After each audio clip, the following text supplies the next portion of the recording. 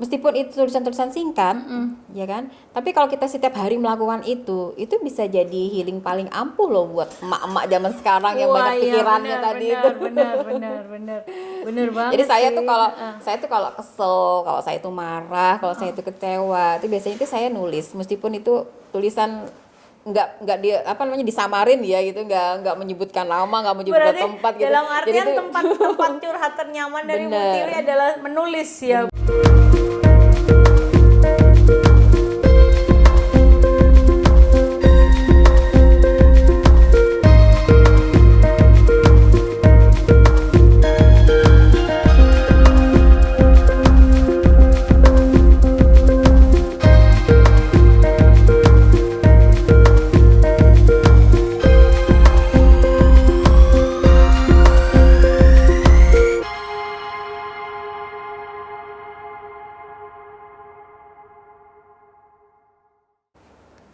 Hai Sobat Berita Jatim, balik lagi nih di Ngopi Bareng Penulis. Dan kali ini saya sudah bersama salah satu penulis. Nah, siapa coba tebak? Nah, ini dengan Kak Tiwi. Nah, Kak Tiwi ini adalah salah satu penulis yang ada di buku Patmedia volume 6 yang ada temanya tuh Jalan Menuju Rumah. Nah, karena Kak Tiwi ini adalah bukan orang Surabaya dan bukan orang Jawa Timur, so ketika saya membaca dari secara gambaran itu bahasa dan ceritanya berbeda dengan biasanya kalau penulis-penulis dari Jawa Timur.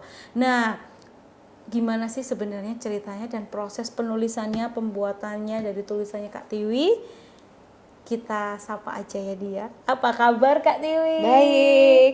Kak Tiwi, maaf ya jadwal yang padat akhirnya kita taping Akhirnya juga. kita ketemu juga. Iya, Kak, ini kan saya sempat penasaran nih dengan buku-bukunya Patmedia itu kan memang unik-unik ya. Dan awalnya apa yang membuat Kak Tiwi itu tiba-tiba mau bergabung menulis di ceritanya Patmedia ini? Oke, jadi ceritanya sebenarnya itu saya itu korban diracun temen sebenarnya. Jadi saya punya temen yang dia ikut di batch 4 gitu. Terus saya kan suka status gitu apa itu, dia bilang, daripada statusin gitu mending ditulis aja. Aduh, aku tuh udah lama nggak nulis deh gitu kan. Nanti takutnya nanti kalau nulis beneran itu nanti malah ceritanya lupa gitu. Ceritanya nggak ada ujungnya kayak gitu ya. Nah, ikut kelas menulis aja. Akhirnya saya daftarlah di kelas Patmedia yang batch 6 ini. Nah, akhirnya gitu ceritanya awalnya, Kak. Jadi di kelas itu kan kita diajarin tuh mulai dari kita buat outline-nya, kita milih tokohnya gitu kan, bagaimana kita menceritakan tokoh itu, alur cerita dan segala macam. Pokoknya di kelas itu kita dapatin semuanya tentang hal menulis deh. Tapi gitu. Pada dasarnya memang hobi menulis itu sudah sejak lama kan, Kak? Iya sih. Jadi saya remajanya ini suka nulis cerpen. Gitu di remaja. Ya, di remajanya itu sekarang udah STW lah ya gitu kan. Terus dimuat di harian-harian lokal waktu itu karena saya kan besarnya di Padang ya. Jadi dulu itu saya sering mengisi salah satu rubrik namanya rubrik remaja minggu ini. Gitu. Itu di Padang. Di Sumatera ya? Iya, Sumatera Barat. Jadi saya ini dulu muridnya Rusli Marzuki Saria. Mungkin kalau itu bukan ini ya, bukan angkatannya Mbak Wahyu pasti ya. Iya, kayaknya sudah beda generasi kayaknya. Udah angkatan babe-babe gitu. Nah, jadi beliau saya berani untuk menulis cerpen. Karena tapi pada basicnya adalah keluarga sastra dan budayawan juga ya. Jadi darah-darah seorang seniman itu masih muncul meskipun sekarang bertolak belakang nih kerjaannya dari seniman. Jadi saya ini nurun dari papa saya, dari ayah saya. Beliau dulu ya seangkatannya tadi yang Papa Rusli itu. Zamannya masih majalah Horizon lah zaman dulu ya. Kalau sekarang mungkin masih ada nggak sih itu majalahnya? Mungkin sekarang adanya kayak yang ini Gen Z kayak gitu-gitu kayak gitu. Tapi pertama kali begitu tahu diajak ini terus akhirnya ikut kelasnya. Kaget nggak sih Mbak? Iya, kaget ya karena selama ini kan kalau saya tuh nulis cerpen ya nulis aja gitu semau saya gitu kan, apa yang terasa ditulis. Ternyata untuk membuat suatu karya sastra itu nggak semudah itu gitu. Jadi kalau di kelas ini kita diajarin untuk tidak hanya bisa menulis tapi itu ada nilai sastranya, ada sastranya. Oke gitu. Jadi wah itu mentornya bener-bener deh, apalagi itu namanya Kak Wina, kepala sekolah itu tuh. Tapi termasuk Bu Tiwi ini salah satu orang yang cukup telaten juga sih menurutku di tengah kegiatannya sebagai ibu, selain itu juga bekerja di sebuah instansi negara, kan beda dengan kalau perusahaan mungkin waktunya agak senggang. Nah ini kan mengabdi untuk negara, jadi mungkin waktunya itu tapi tetap masih bisa menuliskan sebuah tulisan untuk dijadikan sebuah buku kayak gitu kan Bu. Nah terus bedanya nih menuliskan cerpen pada saat itu mungkin. Nah terus akhirnya menuliskan sebuah fiksi. Apalagi kan bukunya ini temanya sudah ditentukan sama kepala sekolahnya ya. Nah itu gimana Ibu pertama kali aku harus menulis seperti apa ya? Kaget nggak sih dengan Iya bener banget. Jadi awalnya itu sempat kayak ada shocknya gitu ya. Ternyata gini amat ya, cuma buat nulis aja kayaknya nyesel deh masuk kelas ini gitu. Kayaknya banyak aturannya gini. Ternyata enggak. Setelah kesini saya pikir, oh iya ternyata mungkin selama ini saya menulis itu bukan dengan cara yang benar. Nah di kelas ini kita diajarin gimana caranya kita menulis itu dengan sesuai dengan pakemnya menulis gitu. Jadi sudah tahu sebenarnya alurnya. Terus awal-awal tuh sempat putus asa Kak, malah sempat udah dah di deadline tuh sempat ngomong udah saya ditinggal aja deh nggak apa-apa gitu. Saya nggak jadi ikutan buat sempet buku. putus asa ya Bu ya pertama ya. Iya gitu. Terus akhirnya teman-teman tetap support tuh sampai japri ayo bisa gitu. Akhirnya tuh di pas deadline-nya tuh Kak Wahyu ya ini rahasia nih gitu. Baru dikeluarin di sini nih. Gitu kan. Jadi saya betul-betul dah ini masa sih tinggal selangkah lagi gitu. Benar. Akhirnya tuh ya setengah jam atau 2 jam gitu saya berusaha menyelesaikan dan mengirim gitu. Luar Awalnya biasa seperti loh. itu.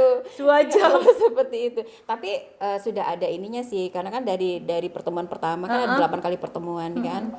Itu kita sudah diajari caranya untuk memilih tokohnya, terus menokohkan itu seperti apa. Jadi outline cerita itu sebenarnya sudah ada. Tinggal waktunya nulis itu loh Kak sebenarnya yang jadi masalah Iya gitu. memang kadang waktu memang itu yang kita kadang nggak bisa bagi waktunya ya Bu ya. Betul. Memang. Tapi pada akhirnya nih Ibu Akhirnya menulis jadi. tulisan yang saya tadi itu tidak tahu artinya. Saya kira dango itu adalah sebuah ilustrasi apa kayak gitu. Kenapa akhirnya memilih dango? Dan mungkin dango ini apa ya Bu ya? Mungkin bagi orang-orang Jawa Timur kita nggak tahu dango itu seperti apa gitu kayak ya. gitu. Jadi sebenarnya dango itu pondok kecil yang di tengah sawah gitu. Kalau di sana tuh namanya dangau. Mungkin kalau di sini itu gubuk. Gubuk ya, Oke. gubuk ya namanya Iya, ya gubuk, gitu. gubuk. Gitu. Nah, dulu itu ini tokoh Saski di cerita ini itu banyak menghabiskan waktunya itu di dangau itu. Oke. Gitu. Jadi dangau itu menjadi rumah kedua bagi Saski gitu loh. Banyak hal-hal penting dalam hidup Saski itu dia putuskan pada saat dia berada di dangau itu gitu loh. Oke. Dan banyak pengalaman-pengalaman dalam hidupnya dia itu yang dia lalui di dangau itu gitu. Berarti dalam artian dango ini tempat penyendirian untuk si Saski ini untuk bisa menyelesaikan semua masalahnya. Oke. Gitu. Berarti intinya adalah tempat penenangan diri buat dia.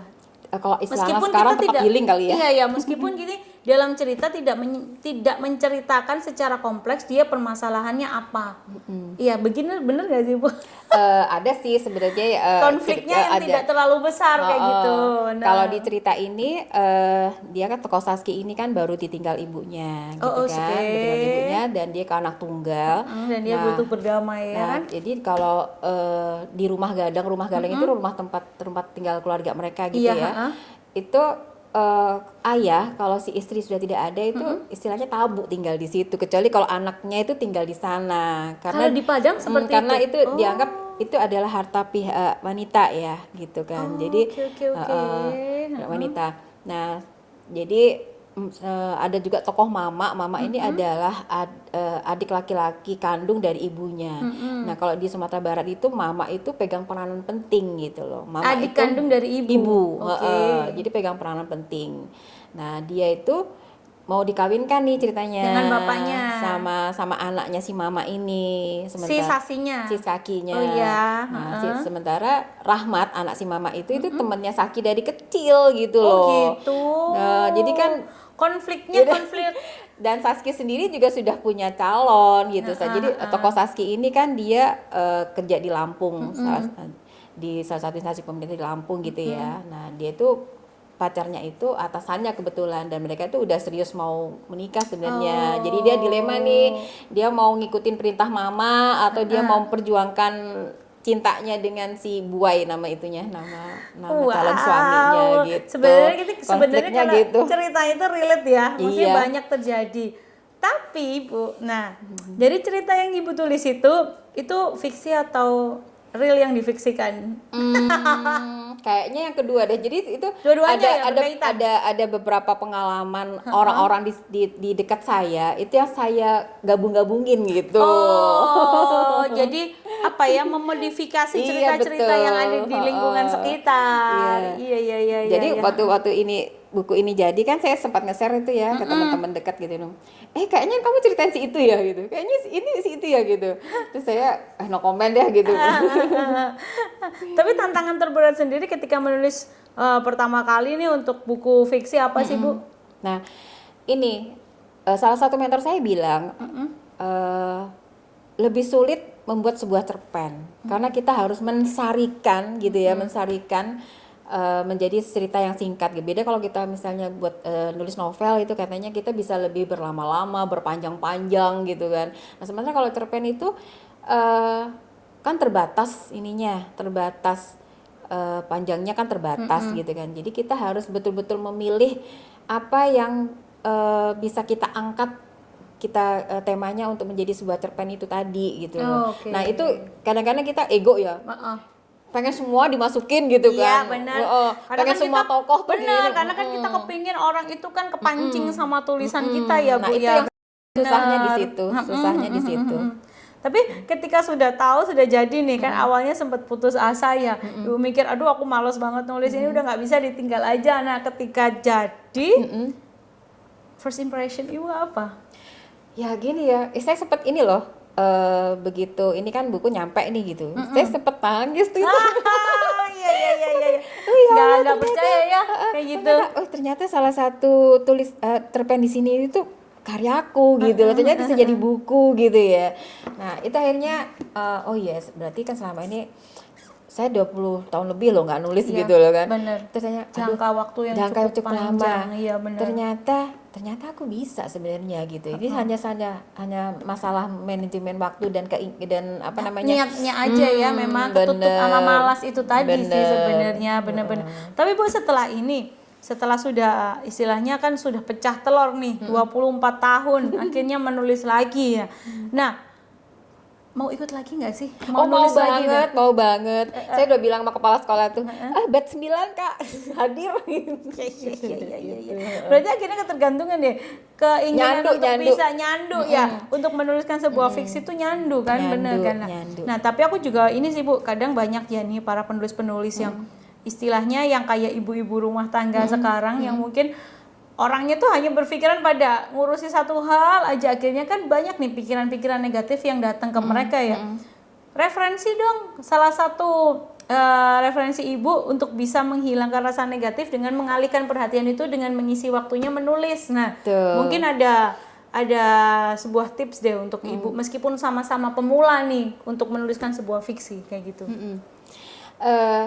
Jadi kebiasaan saya itu misalnya kalian merasakan apa gitu, pengen ngomong apa, kan saya suka buat status gitu atau nulis di IG atau di Facebook gitu ya. Kayaknya itu bisa jadi tips dong Mbak.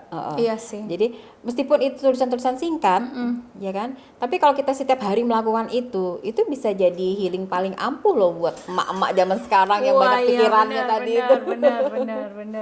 Bener banget. Jadi saya tuh kalau kesel, kalau saya tuh marah, kalau saya tuh kecewa, itu biasanya itu saya nulis, meskipun itu tulisan nggak dia disamarin ya gitu, nggak menyebutkan nama, nggak menyebutkan tempat gitu. Dalam artian tempat curhat ternyaman dari Bu Tiwi adalah menulis ya Bu. Berarti sudah berapa tulisan ya Bu yang dikumpulkan untuk mencurahkan isi hatinya Ibu dalam sebuah tulisan? Kalau cerpen-cerpen yang kalau dari remaja sih udah banyak ya, tapi kalau dalam wujud menjadi buku ya baru ini Mbak.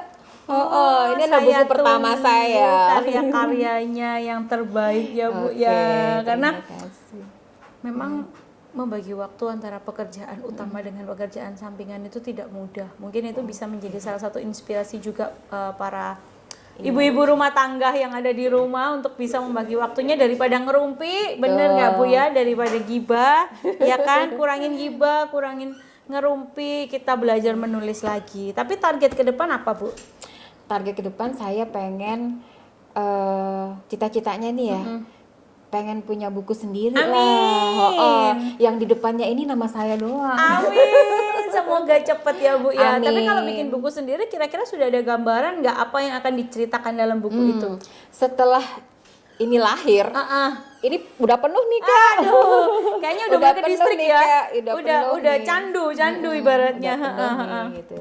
Pasti nanti kedepannya akan lebih baik lagi lah daripada cerpen yang di sini ini. Kalau Kita tunggu.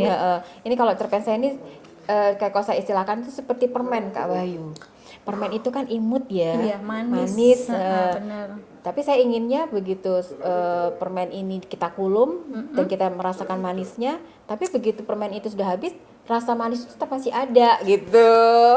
Benar banget. Dan Bu Tiwi ini menjadi salah satu inspirasi kita juga, wanita-wanita yang ada di luar, bahwa untuk belajar itu tidak harus melihat umur, melihat usia. Jadi berapapun usiamu, jika kamu bisa bagi waktu dan kamu niat untuk melakukan hal positif, kamu bisa menghasilkan sebuah karya. Contohnya adalah Bu Tiwi. Next saya tunggu ceritanya, tulisannya Bu, dan datang ke Berita Jatim lagi buat promote lagi nih tulisan-tulisan terbarunya. Terima kasih ya Bu Tiwi. Sama-sama, terima kasih Kak Buat Wahyu. kalian jangan lupa subscribe Berita Jatim TV, like, komen, dan share ke teman-teman kalian. Sampai jumpa di episode selanjutnya. Sampai jumpa.